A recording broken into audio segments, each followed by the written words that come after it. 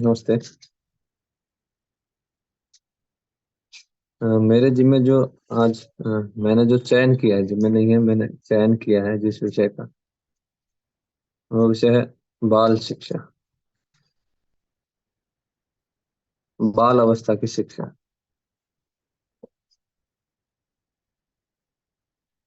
एक मिनट में जो मैंने लिखा है मैंने पढ़ लेता हूँ।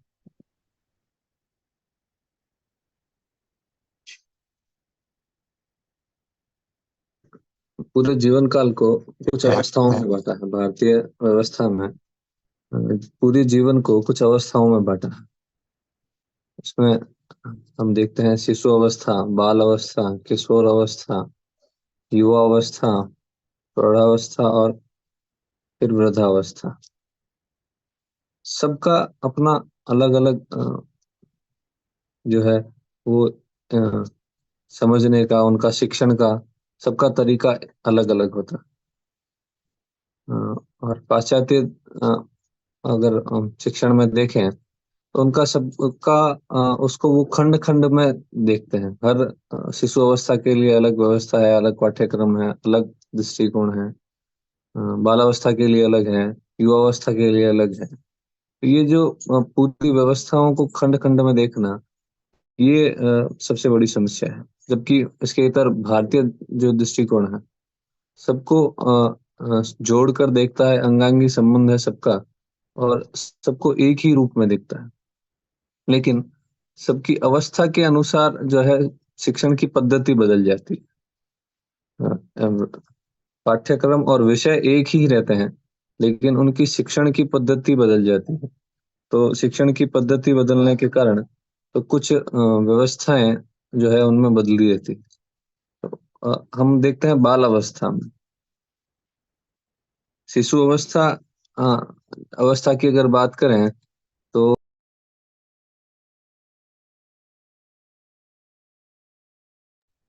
0 से लेकर 5 तक शिशु अवस्था रहती। उसके आगे के क्रम में बाल अवस्था। बाल अवस्था जो है वो 6 से लेकर 12 वर्ष तक बाल अवस्था रहती। बाल अवस्था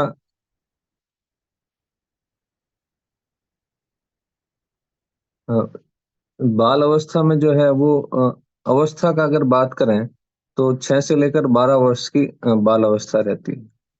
मतलब अब इसमें एक बात जो सबसे ज्यादा गौर करने वाली है कि 6 वर्ष यानी 6 वर्ष नहीं है।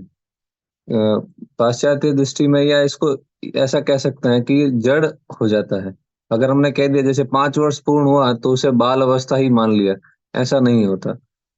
6 वर्ष 5 वर्ष की अवस्था पूरी हुई और उसके बाद 5 वर्ष 1 माह या 1 दिन तो वो बाल अवस्था हो गई, ऐसा नहीं होता। तो 6 वर्ष 5 वर्ष पूर्ण होने के बाद उसकी मानसिकता बाल वाली है क्या, उसकी चिंतन, उसकी सोच जो बाल अवस्था की है क्या, तो उसे बाल अवस्था कहा जा सकता है। तो भारतीय दृष्टि में उम्र जो है वो इतना महत्व नहीं रखती, जितनी समझ और जितनी उसकी सोच उस बाल अवस्था के अनुसार हुई है या नहीं है, उसके अनुसार उसका बाल अवस्था में समझा जाता है। तो अवस्था केवल उम्र के आधार पर नहीं है। उम्र तो एक संख्या है, लेकिन उसकी समझ उसके आधार पर हुई है, तो उसका आकलन उस दृष्टि से किया जाता है। फिर उसमें ये देखा जाता है 5 वर्ष हमने देखा होगा, 6 से जो है वो 12 वर्ष की रहती है। लेकिन हम ये कहते हैं कि 5 वर्ष तक शिशु अवस्था रहती है। जो 5 से 6 वर्ष है, ये एक सामान्यतः रहता है कि भाई 6 से 12 वर्ष की तो बाल अवस्था है और 0 से 5 वर्ष की है। तो ये जो 5 से 6 का जो समय है, इसे हम क्या कहेंगे? ये फिर किस अवस्था में जाएगा? और ये जो अवस्था है, इसे संक्रमण काल कहा जाता है। 5 से 6 और 6 से 7 ये बाल्य अवस्था में ही मानते हैं, और ये बाल्य अवस्था का संक्रमण काल है। संक्रमण काल का मतलब इसे ऐसा कह सकते हैं कि ये जो संक्रमण काल है, इसमें शिशु से बाल्य अवस्था की ओर धीरे धीरे प्रस्थान होता है। तो ये बाल्य अवस्था की ओर निर्माण की और बाल्य अवस्था की ओर अग्रसर होना होता है। तो ये संक्रमण काल इसे कहते हैं। फिर ये है बाल्यावस्था की क्रमिकता। पूरा जो समय है बाल्यावस्था का, 12 वर्ष तक का, वो पूरा समय एक जैसा नहीं रहता है। उस समय मानसिकता एक जैसी नहीं रहती। तो ये उसका स्वभाव भी एक जैसा नहीं रहता है। तो उसमें क्रमिक परिवर्तन होता रहता है। और ये जो संक्रमण काल है, प्रथम 2 वर्ष है, इस समय मन का भावना पक्ष जो है वो सबसे ज्यादा सक्रिय रहता है। हम क्रमिकता में आगे बढ़ेंगे। ये उसमें मन का भावना पक्ष सबसे ज्यादा सक्रिय रहता है। इस समय जो है कर्मेंद्रियां, ज्ञानेंद्रियां और मन का भावना पक्ष, ये सबसे ज्यादा सक्रिय रहते हैं। तो इस समय जो सक्रिय रहता है, जो चीजें ध्यान में रखनी होती है सबसे ज्यादा, और जिन पर हमारा सब ध्यान नहीं होता है, ये जो संक्रमण काल है ये बहुत महत्वपूर्ण रहता है। इसमें हम अ, उसे स्कूल जाने की, उसे विद्यालय भेजने की बहुत जल्दी करते हैं। तो इसमें जो सबसे ध्यान देने वाली बात है वो है नियम, व्यवस्था और व्यवहार को अनौपचारिक रखना है। इनको नियम को, जो उनकी दिनचर्या का नियम है, उनके भोजन का नियम है, उनकी बहुत सारी व्यवस्थाओं, जो घर की व्यवस्थाएं हैं उनमें उनका सहयोग कैसे रहना है, उन्हें कैसे रिदम में लाना है, ये सारी उन्हें व्यवस्था, ये सारी व्यवस्था जो नियम है, ये दिनचर्या है, ये जो पूरी व्यवस्था है वो उनके व्यवहार में कैसे आए, और वो भी अनौपचारिक रूप से, औपचारिक रूप से नहीं। उन्हें सिखाना है लेकिन अनौपचारिक रूप से, डांट कर नहीं, गुस्सा करके नहीं, ताड़न करके नहीं। जबकि हमने बालावस्था को जो है 5 वर्ष को जो है लालियेत पंचवर्षाणि और ताड़ियेत 10 वर्षाणि। तो ताड़न का मतलब हम सीधा मारपीट और गुस्सा करना मान लेते हैं। तो आज की दृष्टि से में ताड़न नहीं करना है। ताड़िए तो 10 वर्षानी जरूर है, लेकिन आज की दृष्टि में ताड़न नहीं करना है। ताड़न का मतलब सीधा मारना नहीं है। हाँ, अनुशासन उसे सिखाना है, उसे उस व्यवस्था में लाना है, उस व्यवहार में लाना है, लेकिन मारपीट करके, गुस्सा करके नहीं। उसे जो है वो अ, अनौपचारिक रूप से लाना है। उसे उस व्यवस्था का अभ्यस्त करना है और वैसा माहौल देना पड़ेगा। उस माहौल से वो सीखेगा। तो ताड़ना धीरे-धीरे, धीरे-धीरे उस व्यवस्थाओं का, उस अनुशासन का, उस जीवनचर्या का, उस दिनचर्या का उसे अभ्यस्त करना है। फिर बाद में हम आज इस बालावस्था को ऐसा भी कहा जाता है कि ये औपचारिक शिक्षा प्रारंभ हो जाती है। और ये जो औपचारिक शिक्षा को, जो औपचारिक दृष्टि से देखने का जो दृष्टिकोण है, वो भारतीय नहीं है। हमने कभी भी शिक्षा को औपचारिक नहीं माना है। हमने शिक्षा को जीवन पर्यंत माना है, जीवन पर्यंत चलने वाला विषय है। तो ये जो विषय है वो अनौपचारिक है। हमारा शिक्षण हमेशा चलता रहता है। तो ये जो औपचारिक शिक्षण प्रारंभ हो जाना और उसे जो है वो अनावश्यक व्यवस्थाओं में लाद देना, ये दृष्टिकोण भारतीय नहीं है। तो इसे बदलने की आवश्यकता है, इसे हमें समझने की भी आवश्यकता है। जैसा हमने देखा, इस समय समय पालन, दिनचर्या, भोजन के नियम, पठन और इन सब के लिए हमारा आग्रह इसको इस बाल अवस्था में रहना चाहिए। मैं पूरा विषय करने से पहले कुछ बिंदु रखना चाहूँगा, क्योंकि समय की भी मर्यादा रहने वाली है। जो बिंदु, जिस बिंदु पर हम मेरा विषय रहने वाला है, अ, ये पूरा विषय अभी प्रस्तावना का रहेगा। उसके बाद शिक्षण करते समय आधार क्या रहना चाहिए, या वर्तमान की दुर्दशा और उसका निवारण क्या है। फिर दूसरा बिंदु रहेगा, उसमें पठन की पद्धति के मुख्य आयाम क्या होने चाहिए। फिर तीसरा रहेगा, नित्य नियमित क्या-क्या होना चाहिए, क्योंकि पठन की पद्धति, आयाम तो रहेंगे, लेकिन ये प्रश्न रहता है बहुत बार, कोई भी बाल अवस्था या शिशु अवस्था की शिक्षा की जब बात करता है, तब पाठ्यक्रम क्या होना चाहिए, सीधा पाठ्यक्रम की बात करते हैं। तो पाठ्यक्रम यानी दिन में क्या-क्या करना है, इसकी भी चर्चा रहेगी। और फिर क्या करना है ये तो समझ में आया, अब क्या नहीं करना है, किन से बचना चाहिए, इस विषय की भी चर्चा रहेगी। और अंत में ये जो इसके पूरे पाठ्य वस्तु है, उसका संदर्भ क्या होना चाहिए, किस संदर्भ में हमें इसको देखना है, ये इस विषय पर मेरा आज का विषय रहने वाला है। फिर जैसे हमने बात की, नियम में जो है नियम में पालन में अधिक कठोरता नहीं करना। ताड़ियत तो है, लेकिन अधिक कठोरता नहीं होनी चाहिए प्रथम 2 वर्ष में। फिर ये इसको इस दृष्टि से भी देख सकते हैं, जब कुम्हार मिट्टी के बर्तन बनाता है, तो जब मिट्टी को चाक पर रखता है तो बहुत हल्के हल्के हाथों से जो है वो मिट्टी का निर्माण करता है, बर्तन का निर्माण करता है। लेकिन जब उसे किसी आकार में ढालना होता है, तो धीरे धीरे उस पर दबाव भी देता है।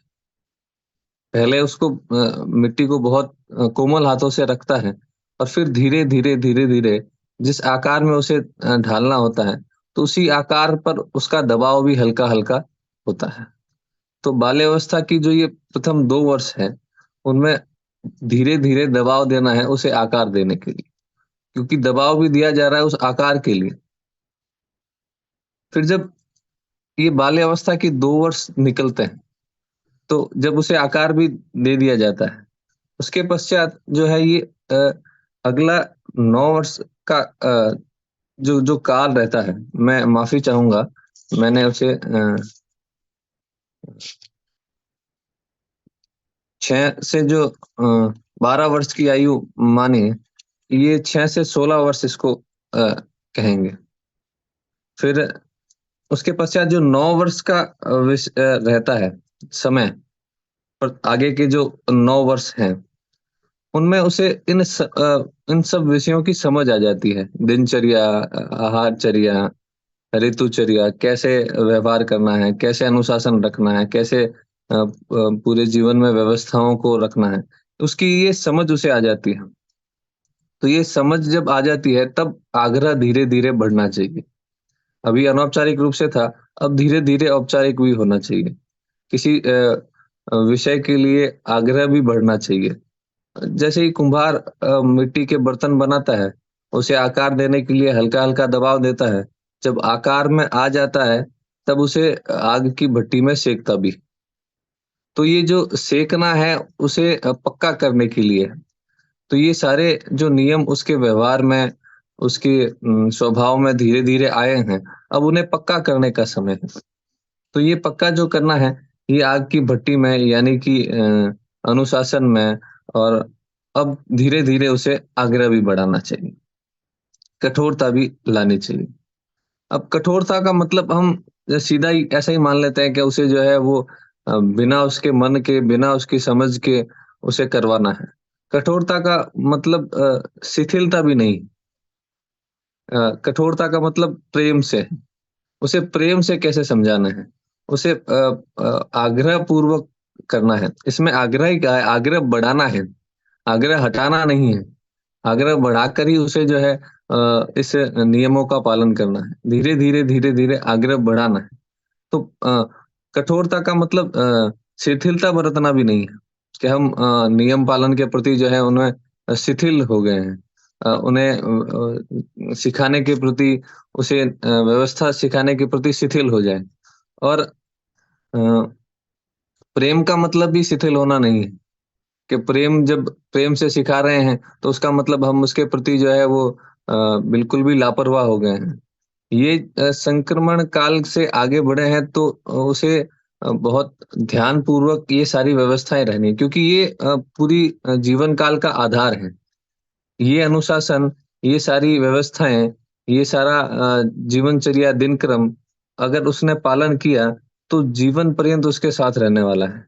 जो अवस्थाएं, जो अव्यवस्थाएं हम किशोर अवस्था में, युवा अवस्था में देखते हैं, जिनमें अपने कार्य को समय पर नहीं करना, दिनचर्या का पालन नहीं करना, भोजन भोजन का नियम निश्चित नहीं होना, और बहुत सारी अव्यवस्थाओं में वो जूझता रहता है।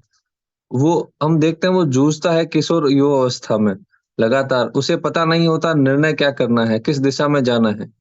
तो ये जो काल रहा है, ये बाल्यावस्था में अव्यवस्थाओं के कारण, दिनचर्या व्यवस्थित नहीं होने के कारण, उसकी मानसिकता स्पष्ट नहीं होने के कारण, ये सारा कारण रहा है।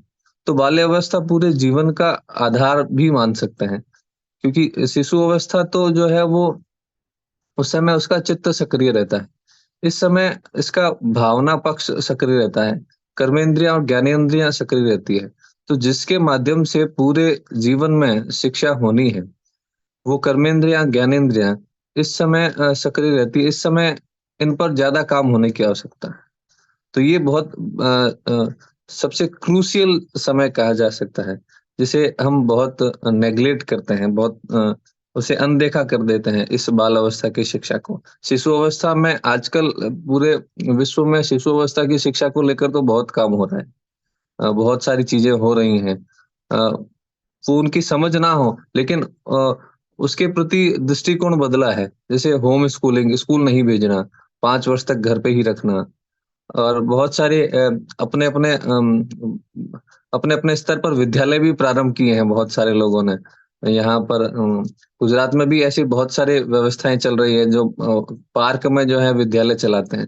लेकिन जो शिशु अवस्था की शिक्षा तक तो ठीक है, आगे बाल अवस्था की शिक्षा में जो है उनका कहीं भी चिंतन नहीं है। फिर वो कहाँ आ जाते हैं? वो एनसीईआरटी पर ही आ जाते हैं। कुछ नहीं मिलता तो फिर एनसीईआरटी ही शुरू कर।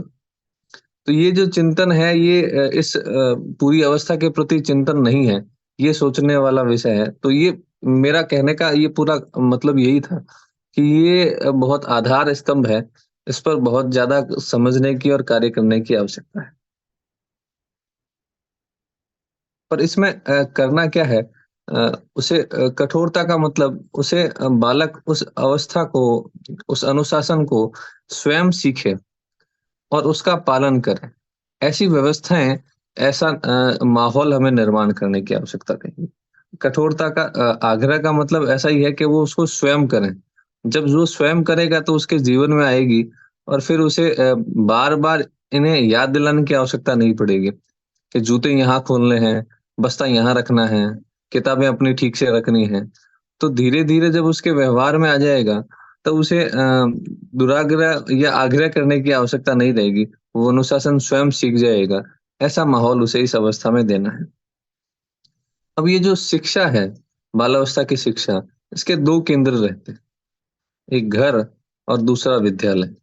जैसा हम कहते भी हैं लगातार कि ये विद्यालय जाने की उम्र है, औपचारिक शिक्षा प्रारंभ होती है। तो ये जो विद्यालय में जो शिक्षा रहती है और घर में, सबसे ज़्यादा इस फिर भी अगर इसको देखें, तो विद्यालय से ज़्यादा जो समय रहना है, वो घर पर रहना है।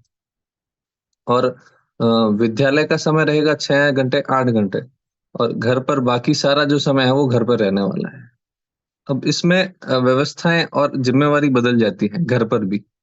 घर पर शिशु अवस्था में हमने देखा कि शिशु अवस्था में शिक्षा में माता प्रधान होती है और पिता सहायक भूमिका में होते हैं। अब इसमें भूमिका भी बदल जाती है। इसमें पिता मुख्य भूमिका में रहते हैं और माता सहायक के रूप में रहती है। तो ये 2 केंद्र में इनकी बाल अवस्था की शिक्षा रहती है। अब इसमें हमने देखा कि जो प्रधानता रहती है इस समय, अ, वो ज्ञानेंद्रिय, कर्मेंद्रिय और मन का भावना पक्ष, इसमें अधिक प्रबल रहता है, इसकी प्रधानता रहती है। तो ये जो शिक्षा जो होनी चाहिए इस समय, भावात्मक और क्रियात्मक होनी चाहिए। भाव प्रधान और क्रिया प्रधान होनी चाहिए। इसको एक्टिविटी बेस्ड भी कहते हैं। हर काम को करके देखना, करना, हर काम को करवाना और भावना के साथ करवाना। ये शिक्षा का आधार और इसका व्यवस्था पक्ष ऐसा रहना चाहिए। फिर ऐसा अगर नहीं करते हैं, अगर बालावस्था की शिक्षा को जैसे आज मान लिया है कि हम उसे जो है वो पाठ्यक्रम और बस्ते के आधार पर ही करते हैं, और भावना पक्ष और क्रिया पक्ष का ध्यान नहीं रखते हैं, तो उसका बौद्धिक तो ठीक हो जाएगा। मतलब वो बौद्धिक रूप से तो समझ लेगा किसी विषय को, लेकिन वो उसके व्यवहार में नहीं आएगा। जैसे हमने अनुशासन की बात की, वो जब शिक्षक बनेगा तो अनुशासन करवाएगा तो सही, लेकिन अनुशासन उसके स्वयं के जीवन में नहीं आएगा, उसके व्यवहार में नहीं आएगा। दूसरा क्रिया क्रिया पक्ष की बात करें, तो आज की इंजीनियरिंग व्यवस्था है, वो कहीं भी जो है क्रियात्मक नहीं है। वो बौद्धिक रूप से तो इंजीनियर बन जाते हैं, डिग्री भी इंजीनियर की ले लेते हैं, कहते भी हैं। बहुत सारी चीज़ें थ्योरेटिकली जो है वो आपसे बात करेंगे कि ये करना, ऐसे करना, किसी मशीन का निर्माण करना, वो बता तो देंगे, लेकिन जब करने की बात आएगी, तो कर नहीं पाएँगे। इसका कारण यही है कि उनको बाल्यावस्था की शिक्षा के समय क्रियात्मक पक्ष जो है उनका मजबूत नहीं रहा है, उनका भावनात्मक पक्ष मजबूत नहीं रहा है। उनका शिक्षण इस उस पर बहुत बार मेट्रो मैन श्रीधरन कहते भी हैं कि भारत के 70% जो है इंजीनियर किसी काम के नहीं है। उनकी बाल्यावस्था की शिक्षा जो थी वो ठीक से नहीं हुई। इसके कारण हम कह सकते हैं कि उनका इंजीनियर जो है वो ठीक नहीं थे। तो ये भावात्मक पक्ष और क्रियात्मक पक्ष ये सबसे ज़्यादा महत्वपूर्ण है और इसको ध्यान में रखकर ही शिक्षा होनी चाहिए। अब ये समझ में आ गया हमें शिक्षा जो है वो भावात्मक पक्ष और क्रियात्मक पक्ष के आधार पर करनी चाहिए। उसकी ज्ञानेंद्रियाँ, उसकी कर्मेंद्रियाँ, उनकी कुशलता बढ़ाने के लिए करनी चाहिए। मन का भावना पक्ष जो है वो सक्रिय रहे, वो प्रबल है, तो उसके अनुसार उसकी शिक्षा, उससे प्रेरणादायी शिक्षा, ऐसा इस तरीके से शिक्षा देनी है। समय की मर्यादा है, मैं घड़ी को देख रहा हूँ लगातार। विषय बड़ा है और वो मेरे पास बहुत सारे बिंदु भी हैं, लेकिन मैं उसको कम समय में बिंदुओं को ही आपके सामने रखूँगा, उसका विस्तार जब और समय मिलेगा, तब उसको विस्तार से करने का प्रयास करूँगा। अब वर्तमान में शिक्षण का जो है, वो आधार क्या रहना चाहिए? शिक्षण का आधार, और इसको ऐसे भी देख सकते हैं कि वर्तमान में दुर्दशा क्या है और उसका निवारण हम क्या कर सकते हैं? पहला बिंदु इसमें है, मैं बिंदुवार आपको बताना चाहूँगा, जल्दी नहीं करना। फिर है दूसरा, बस्ते का महासंकट। फिर तीसरा है क्रिया आधारित। फिर चौथा है अनुभव आधारित। फिर है भाव आधारित। फिर सद्गुण और सदाचार। और फिर कोई भी काम भाव से करना। अब इसे एक-एक बिंदु को मैं संक्षिप्त में आपके सामने रखूं। जल्दी-जल्दी नहीं करना। मतलब जैसे ही शिशु अवस्था पूर्ण हुई, आजकल करते ऐसे ही है, शिशु अवस्था पूर्ण हुई और तत्काल उसे स्कूल भेजने का समय हो गया। 5 वर्ष 1 दिन होते मतलब स्कूल में एडमिशन काल रूप से। ये जल्दी नहीं करना है। तो जल्दी क्यों नहीं करना? जैसे हमने देखा, ये संक्रमण काल है। वो अभी बाल शिशु अवस्था से बाल अवस्था की ओर अग्रसर हुआ है। उसे जो शिक्षण होना चाहिए वो शिशु अवस्था का ही होना चाहिए। धीरे-धीरे, धीरे-धीरे उसकी अवस्था जैसे-जैसे बदल बदल रही है, तो बाल अवस्था का शिक्षण उसे धीरे-धीरे, धीरे-धीरे प्रारंभ करना है। उसकी कर्मेंद्रियों का, ज्ञानेंद्रियों का कौशल बढ़ाने के लिए धीरे-धीरे उसके आयु के अनुसार शिक्षण प्रारंभ करना है। तो स्कूल भेजने की, उसे अनौपचारिक शिक्षा देने की, कॉपी, पेंसिल, किताबें देने की जल्दी नहीं करनी। तो ये इस दृष्टि से भी हमें ध्यान रखना है। फिर अब जब स्कूल अगर भेज देते हैं, तो फिर उस पर संकट क्या आता है? बस्ते का महासंकट आ जाता है। अनावश्यक रूप से किताबें, कॉपियाँ लाद दी जाती हैं और आज के इस जब शिक्षा व्यवसाय बन चुकी है, तो उसमें हर दृष्टि में व्यवसाय ही रहता है। उसे कॉपियाँ कितनी अधिक देनी है, किताबें कितनी, जो पाठ्यक्रम निर्धारित है एनसीईआरटी का या जो भी स्थानीय बोर्ड का, उसके अतिरिक्त भी विद्यालय की अपनी किताबें होती हैं। उसे लाद दिया जाता है। उसे उसकी उम्र से उसके भार जितना जो है, उतना बस्ते का भार रहता है। पर ये केवल शारीरिक भार नहीं है, उसके कंधे नहीं झुकते हैं, उसे सर्वाइकल दिक्कत नहीं होती है। उससे ज़्यादा उसके मन पर उसका भार रहता है। अनावश्यक उस पर जो है वो कॉपियों और किताबों का भार हमेशा पूरे समय रहता है। उसे पूरे समय कॉपियों को जो है वो लिखित में काम करना रहता है। मैंने ये देखा है, मैं जब छोटा था तो मैं होमवर्क से बहुत भागता था और लगातार भागता रहता था। क्यों? क्योंकि मेरे सामने हर विषय की 2-2 किताबें, 2-2 कॉपियाँ रहती थी। भाग 1, भाग 2, और उसमें भी जो है लगातार लिखना। मैं बहुत उसके लिए मेरी कॉपी कभी भी स्कूल जाती ही नहीं थी। जब भी शिक्षक पूछते थे तब मैं ही कहता था कि मेरी कॉपी घर पर रह गई है। तो ये कारण यही है, क्योंकि उस पर इतना लाद दिया जाता है, उसका मन जो है उस इन सब चीज़ों से भागने लगता है। बहुत आगे विषय, बहुत समय कम है। मैं इन्हीं 2 विषयों को इसी विषय को लूँगा, बाद में फिर आगे मैं बिंदुवार आपसे चर्चा करूँगा। फिर जैसे हमने कहा क्रिया आधारित क्रिया आधारित शिक्षा क्यों आवश्यकता है? क्योंकि किसी भी विषय को थ्योरी से सीखा नहीं जा सकता। जब तक उसने करके नहीं देखा है, वो उसके जीवन में जो है स्पष्ट नहीं होगा। वो उसे सीख नहीं पाएगा ठीक से। क्रिया आधारित शिक्षण में उसको एक बिंदु ले सकते हैं, जैसे गणित का विषय। गणित में जो है वो गिनती बोलकर, लिखकर, रटकर नहीं सीखी जाती। उसका सीखने का तरीका है गिनकर, यानी करके देखना।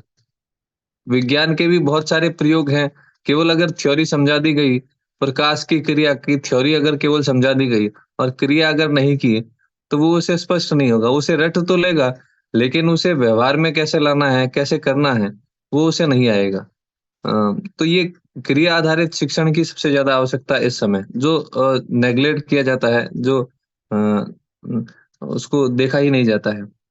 फिर अनुभव आधारित शिक्षण अ, किसी भी काम को अनुभव करना और किसी भी वस्तुओं को अनुभव करके जो है उन्हें पहचानना, उन्हें छूकर पहचानना, उन्हें देखकर पहचानना, ये अनुभव करके पहचाना। केवल किताब में देखकर जो अगर किया, तो वो सीख नहीं पाएगा। जैसे घोड़ा और गधा, अगर इसको देखेंगे, तो घोड़ा दिखने में तो सामने जो है वो उसमें बहुत ज़्यादा अंतर नहीं दिखेगा।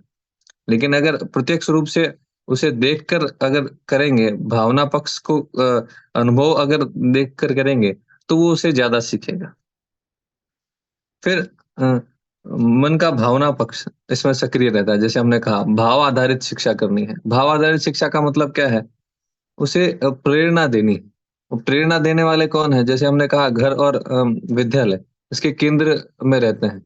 तो घर पर माता-पिता और विद्यालय में शिक्षक उसे प्रेरणा देकर शिक्षण करना है, हर स्तर पे प्रेरणा देनी है। हम आग्रह करेंगे दिनचर्या का, हम आग्रह करेंगे व्यवहार व्यवस्थाओं का और अगर माता-पिता के और शिक्षक में ही अगर वो नहीं है, तो वो प्रेरणा नहीं दे पाएँगे फिर। तो ये सबसे ज़्यादा जो है उन्हें भाव आधारित, उन्हें प्रेरणा आधारित शिक्षण देना है। कहानी भी, खेल भी वैसे ही हों जिसमें उसे प्रेरणा मिले। तो ये प्रेरणा आधारित शिक्षण है। फिर सद्गुण और सदाचार, ये इसे हम नैतिक शिक्षा भी कह सकते हैं। सद्गुण सदाचार में उसके चरित्र निर्माण की शिक्षा, उसे किस तरीके से उसका चरित्र निर्माण हो, ये इस समय महत्वपूर्ण रहता है। तो उसे उसी तरीके की कहानी, उसी तरीके के खेल, उसी तरीके की व्यवस्थाएँ देनी हैं, जिसमें उसका चरित्र निर्माण हो। फिर इसमें कोई भी काम भाव से करना, यांत्रिकता से नहीं करना। मतलब उसके साथ उसका भाव जुड़ना चाहिए। अगर वो कोई वस्तु निर्माण भी कर रहा है, तो उसको भाव के साथ करे। किसी भी कार्य को अगर कर रहा है, किसी भी व्यवस्था में जुड़ा है, तो भाव के साथ जुड़े। तो ये जो कार्य है वो शिशु अवस्था में हमें ध्यान रखना है और इस आयामों के आधार पर शिक्षण चलता है। समय हो चुका है मेरे पास कहने के लिए 3 बिंदु, 4 बिंदु और थे और उन बिंदुओं में और बिंदु थे। तो ये बहुत बालावस्था की जो शिक्षा का है, ये बालावस्था पूरी बहुत जटिल है और बहुत बड़ी उसमें व्यवस्था है। तो इसको केवल आधे घंटे में रखना जो है वो संभव नहीं था। ताई ने मुझे कहा भी था कि इस विषय को ऐसा रखना है कि आप पूरा आधे घंटे में रख पाएँ। इसीलिए मैंने पहले बिंदु पूरे रख दिए थे कि हम किस बिंदु पर बात करेंगे, लेकिन वैसे ही ऐसा था कि उसे आधे घंटे में कहना मेरे बस का नहीं था।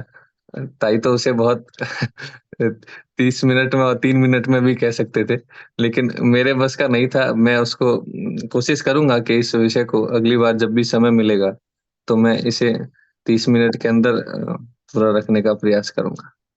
जी। मधुसूदन जी, क्या बिंदु रह गए आपके? सिर्फ उसके शीर्षक आप बताएँगे? जी, जी, जी, मोनिश जी।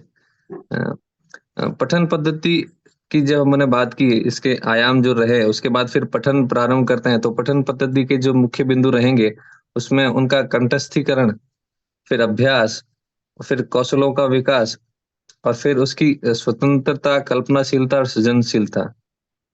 अ, इन आयामों पर उनका पठन पद्धति रहेगी। फिर उसमें नियमित जो पाठ्यक्रम जिसकी बात करते हैं क्या क्या करना चाहिए, तो फिर उसमें खेल, उद्योग, पुस्तकालय और कथा कथन, ये इसके बिंदु रहेंगे। फिर हमें जो बिंदु रहने वाले हैं, किन से बचाना है, किन से बचना है, तो फिर जी उसमें आता है टीवी, बस्ते का बोझ जिसकी हमने बात की, बहुत ज्यादा लिखना पढ़ना, स्पर्धा और परीक्षा।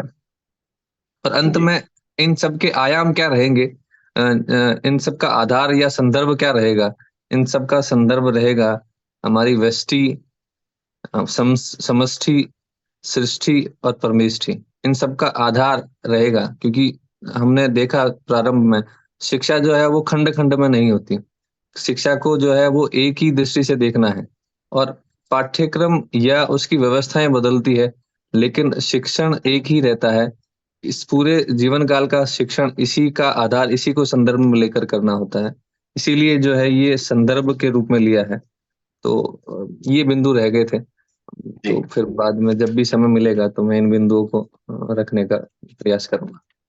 जी, तो अभी मेरा निवेदन रहेगा कि आप ताई, तुषार जी, महेश जी और संदीप जी, ये खत्म हो जाने के बाद भी, ये सत्र के बाद में रहिएगा कॉल जी। में। जी, हम लोग अभी इस सत्र को यहीं रोक सकते हैं, आप प्रार्थना से इसको। जी। ताई अनम्यूट करिए।